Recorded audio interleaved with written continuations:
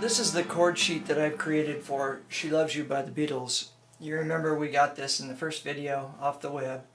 Then I put it in my word processor, and what I did was broke it up into sections of the song, like the introduction, the verses, and so on. And then I've highlighted the chords in bold and red and underlined them. And I also highlighted the word where the chord change occurs to make it easy to figure out when to change the chord while you're playing it. As you can see from the first part here in the intro, as an example, you can see there it starts on an E minor chord, and then there's an A7, that would be an A dominant 7, and then a C, and then the intro ends on a G6. And these are all chords we went over, and we know how to build them all now.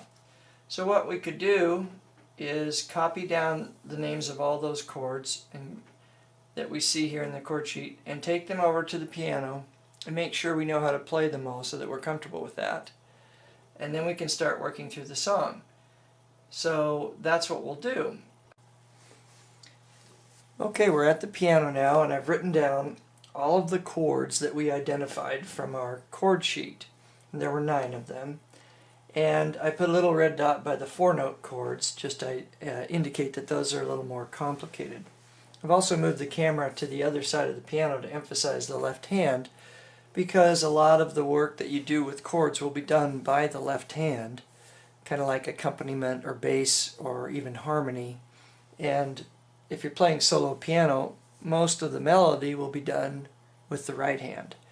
So when we're figuring out the chords, it's good to be able to do it with either hand, but especially the left hand.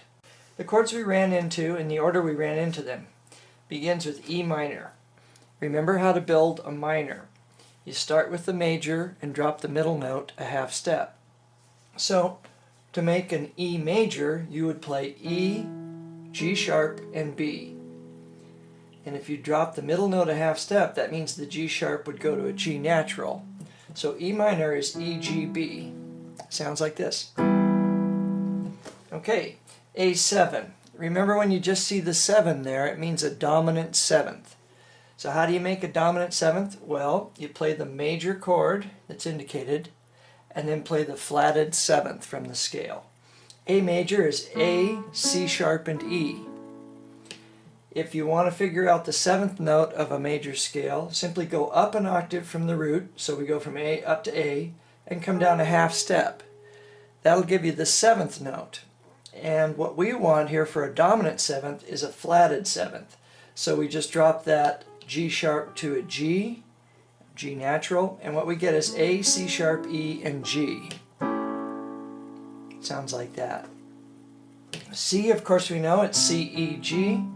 No tricks, no problem, we've memorized that. G6, it's got a dot, it's a 4-note chord, but it's very easy. All it is a G major with the 6th from the scale tacked on. Since a G major is 1, 3, and 5, to add the 6, just go up a whole step from the 5. So it would be G, B, D, and E. That's G6.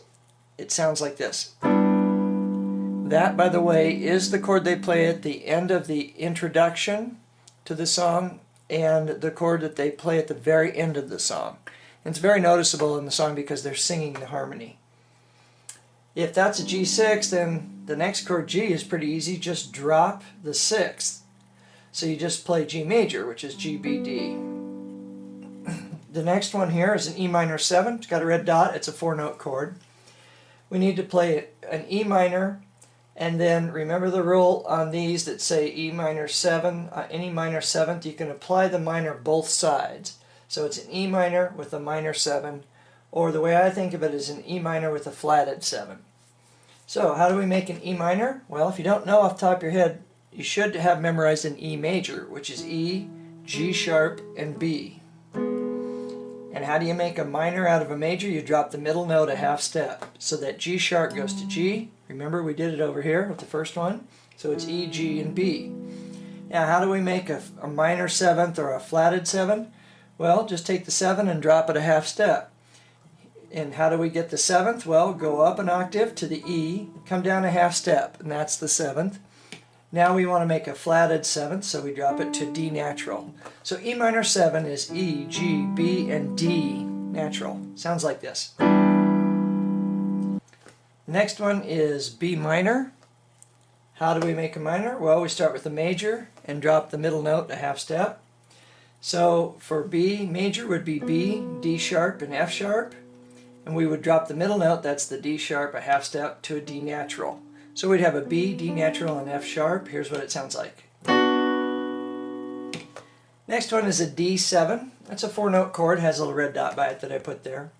Remember, when you just see a 7 by itself, it means a dominant 7. And a dominant 7 is just the major chord indicated with the flatted 7th on top. So we just play a D major, which is D, F sharp, and A. And we play a flatted 7th on top. So the 7th would be here, C sharp, so we just drop that to a C natural. So a D dominant 7 is D, F sharp, A, and C. Sounds like this. The last one's a C minor, real easy because we know how to make C major, which is C, E, G, and we just drop the middle note, the E, a half step, to E flat. So we get C, E flat, and G. It sounds like this. And that's all the chords in the song She Loves You by the Beatles. Now that we've worked out how to form or how to build all of the chords in this song She Loves You, I want to take a moment and talk about inversions. And what I've done here is written the first 4 chords from the verse of the song. And the first 4 chords are G, E minor 7, B minor, and D7. That's from the verse. That's the part when the song actually starts. And what I did was I first wrote out all those chords in root position. So for the G, I put the G on the bottom and I made a G major chord. It's G, B, D. It sounds like this. In the E minor 7, I put the E on the bottom and I built an E minor 7. Sounds like this. And then the B minor, I put the B on the bottom and built a B minor. And then the D7, I put the D on the bottom and built a D dominant 7. It sounds like this. So then what I did was I circled the roots and wrote them down so that you could see that in this case my pinky of my left hand, or the bottom note, the root, moves from G to E to B to D. So that's what would happen if you played those 4 chords in their root. And look at the amount of movement you'd be doing. You'd be going from G to E to B to D. Now what I did was I rewrote those same chords in various inversions. And if you look through the list, the common note in all of those chords is D natural. So I put the D on the bottom. And I built the G on the D. So if we start on D and we build a G major, it's D, G, B. Sounds like this. Then if we build an E minor 7 and we put the D on the bottom, it's D, E, G, and B. And it sounds like this.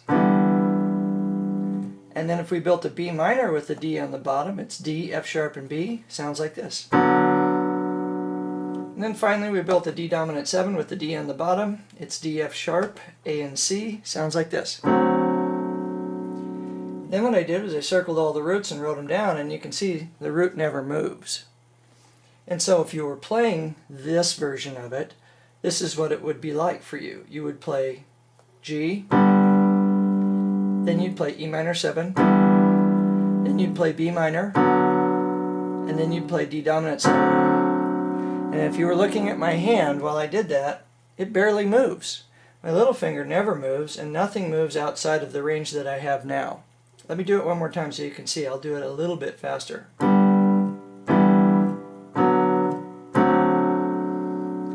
And you can see there's very little movement there.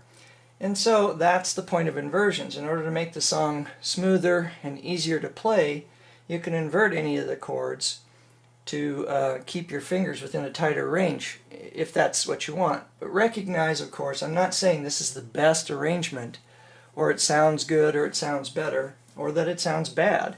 I'm only saying if you know about inversions, you have these options to work with it.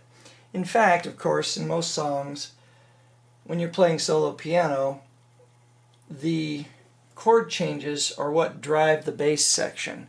If Paul's playing bass in the Beatles, he's not going to just play D every single time. That's going to get real boring.